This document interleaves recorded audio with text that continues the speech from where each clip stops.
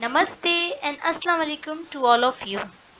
I am Chavanti Mali and welcome back Visionary Law Academy YouTube channel. So yes, today I have a very interesting topic of English grammar course. The topic is that question forms and negatives. In this video we will discuss about the yes no questions मतलब जिसमें हम जवाब देते हैं yes no like that, okay, and WH questions and negative sentences.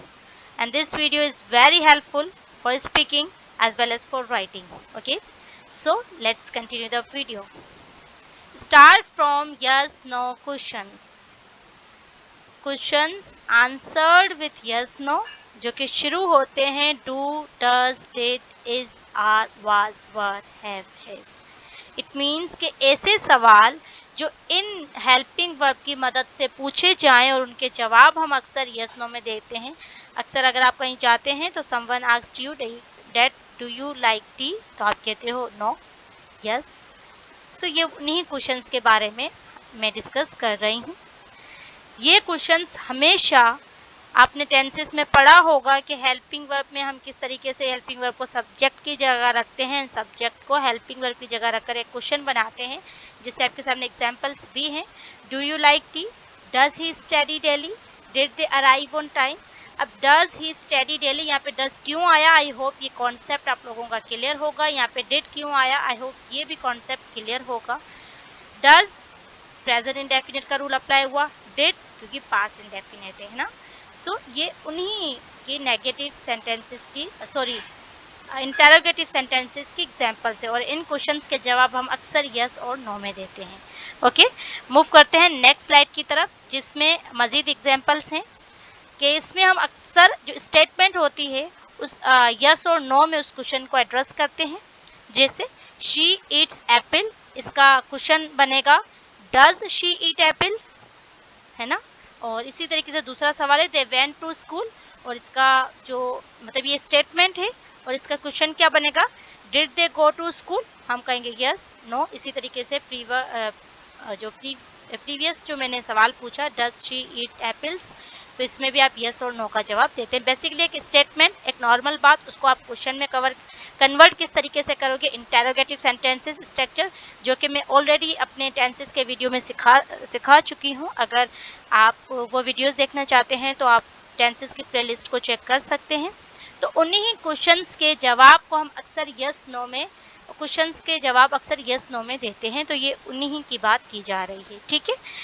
Next slide है WH questions. आपने अक्सर सुना होगा WH फैमिली, ठीक है। अब यहाँ पे है WH फैमिली से क्वेश्चंस किस तरीके से पूछे जाते हैं, सवाल किस तरीके से पूछे जाते हैं, ठीक है। जैसे who, what, where, when, why, how, इस टाइप के सवाल यूज किए जाते हैं, वर्ड्स यूज किए जाते हैं फॉर आस्क द क्वेश्चन।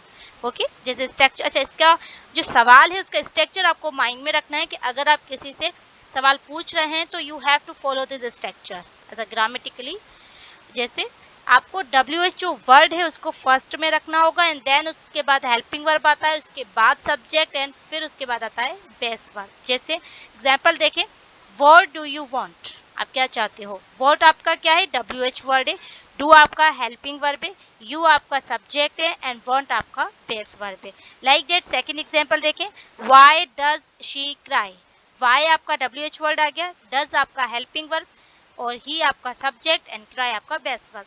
तो आई होप ये किस तरीके से क्वेश्चंस बनाए जाते हैं, इट इज़ वेरी इंपॉर्टेंट। अक्सर हम क्वेश्चंस गलत बना लेते हैं। हम क्या करते हैं कि सब्जेक्ट को पहले देते हैं, लाइक हम कहते हैं व्हाट यू डू वांट, इस तरीके से भी अक्सर स्टूडेंट्स मिस्टेक करते हैं। सो इसी स्ट्रक्चर को फॉलो करके आप क्वेश्चंस बनाया करें, ये ग्रामेटिकली सही है। जैसे इसकी एग्जांपल्स आप देख सकते हैं, WH वर्ड और एग्जांपल। अब W वर्ड है हमारे पास हु, हम पूछते हैं ना हु हेल्प्स यू, है ना। What does she do, when do you study, like that। Okay, move करते हैं नेक्स्ट स्लाइड की तरफ जो कि है नेगेटिव सेंटेंसेस। अब नेगेटिव सेंटेंसेस किस तरीके से, अगर आपको टेंसेस की वीडियो याद है उसमें हमने क्या पढ़ा था कि हेल्पिंग वर्ब के डायरेक्ट बाद नोट आता है तो ये एक नेगेटिव सेंटेंसेस कहलाते हैं, ठीक है। जैसे इसमें हम क्या करते हैं, जो भी हमारे हेल्पिंग वर्ब होता है उसके बाद हम नोट का यूज करते हैं, देन हम बेस वर्ब लगाते हैं। एग्जांपल्स आप देखें, I do not like T, he does not play cricket, they did not go ना।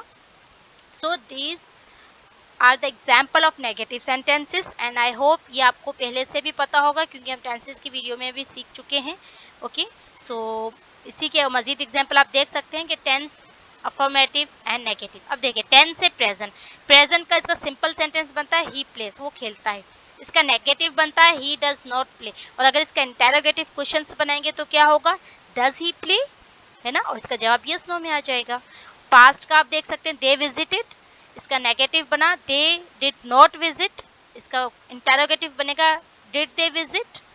ओके, सो आई होप ये सेंटेंस किस तरीके से बनाए जाते हैं वो आपको समझ आया होगा। एक क्विक जो है वो रिव्यू ले लेते हैं अगेन। हमने देखा कि टाइप में एग्जाम्पल देखी, टाइप हमने देखा यस नो क्वेश्चंस का, जिसमें डू यू प्ले क्रिकेट, इस टाइप के क्वेश्चंस पूछे जाते हैं और हम इसका जवाब यस और नो में देते हैं। उसके बाद हमने WH क्वेश्चंस किस तरह बनाए जाते हैं, उसका स्ट्रक्चर क्या है वो सीखा। एंड देन हमने नेगेटिव सेंटेंस को भी देखा कि वो किस तरीके से होते हैं। स्टूडेंट्स, ये जो सिंपली क्वेश्चंस और सेंटेंस स्ट्रक्चर मैंने इस वीडियो में दिखाया, आई नो देखने के लिए बड़ा इजी है, लेकिन हम अक्सर इसको स्पीकिंग के दौरान और राइटिंग के दौरान मिस्टेक करते हैं। सो आई होप इस एक छोटी सी वीडियो से आपका ये कॉन्सेप्ट क्लियर हुआ होगा। इसके रिगार्डिंग कोई भी सवाल है आप कमेंट बॉक्स में पूछ सकते हैं। नेक्स्ट टॉपिक भी बता सकते हैं किस पर होनी चाहिए वीडियो। सो अगर आपको वीडियो हेल्पफुल लगे तो kindly like, share and subscribe my channel. Thank you.